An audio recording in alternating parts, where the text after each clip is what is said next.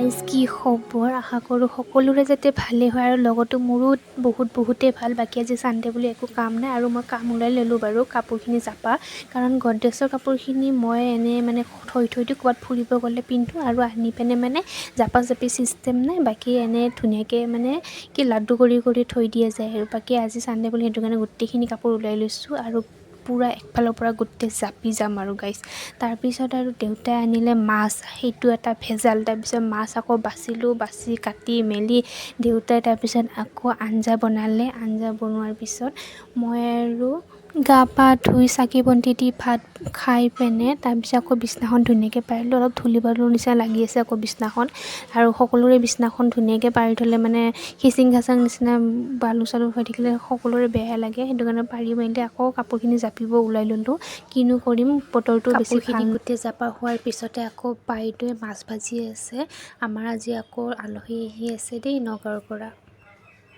গোটেই কামখিনি কৰা হ'ল, কাপোৰখিনিও জাপা হ'ল। তাৰপিছত আকৌ এবাৰ গাটো ধুই আহিলোঁ, ইমান গৰম লাগিছে আজি। কিবা বতৰটো বেয়া যদিও মানে বহুতেই গৰম ভাৱটো আছে।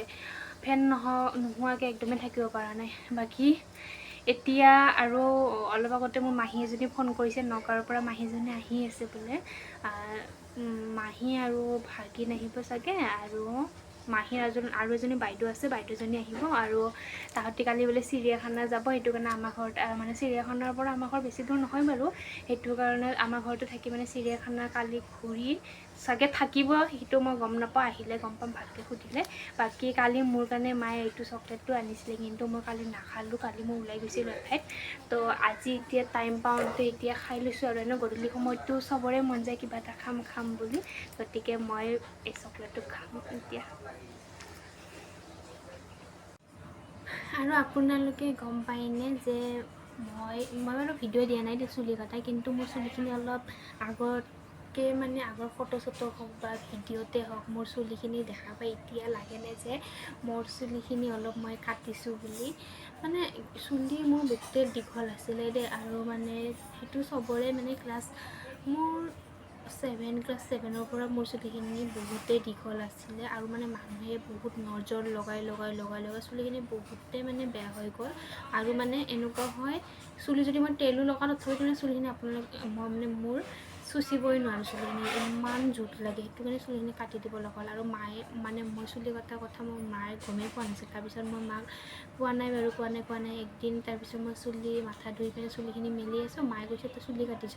মই কৈছোঁ কি নাই কাটা নাই। তাৰপিছত মায়ে কৈছে কি মই গম পাওঁ নহয় তোৰ ইমান দীঘল চুলি আছিল, ইমান চুটি কিয় কৰি দিলি, ইমান মৰম লগা চুলিখিনি। তেতিয়া মানে মই কৈছোঁ যে নাই কাটা নাছিল, আৰু লাষ্টত আৰু মা হয় ন গম পায়ে। তাৰপিছত মই ক'লোঁ আৰু কাটিলি ইমান জোঁট লাগে যিহেতু কাটিবতো লাগিবই, আৰু সেইটো কাৰণে কাটি দিয়া গ'ল। আৰু মই আপোনালোকক মানে ফটো দেখাম বাৰু মোৰ আগৰ চুলিখিনি কেনেকুৱা আছিলে আৰু এতিয়া ইমান চুটি কৰিলোঁ। মানে মোৰ নিজকে বহুত বেয়া লাগে, কিন্তু মানুহৰ চুলিৰ নজৰটো বহুতেই বেছি বেয়া নজৰ হয়।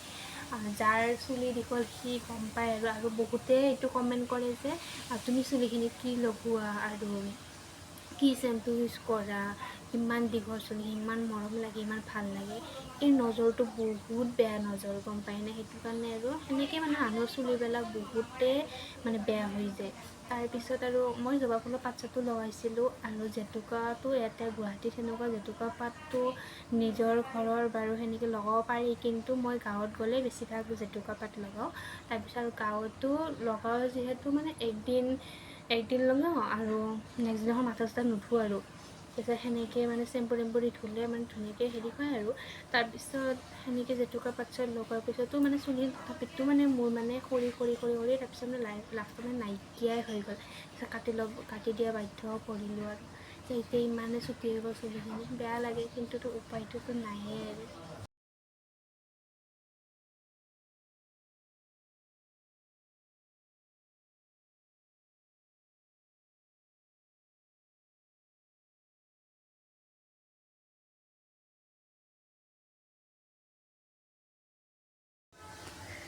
ভিডিঅ'টো চাই যদি ভাল পালে তেনেহ'লে অলপ মৰম আৰু লাইক কমেণ্ট এণ্ড ছাবস্ক্ৰাইব কৰি দিব। আজিলৈ ভিডিঅ'টো ইমানেই, বাই বাই।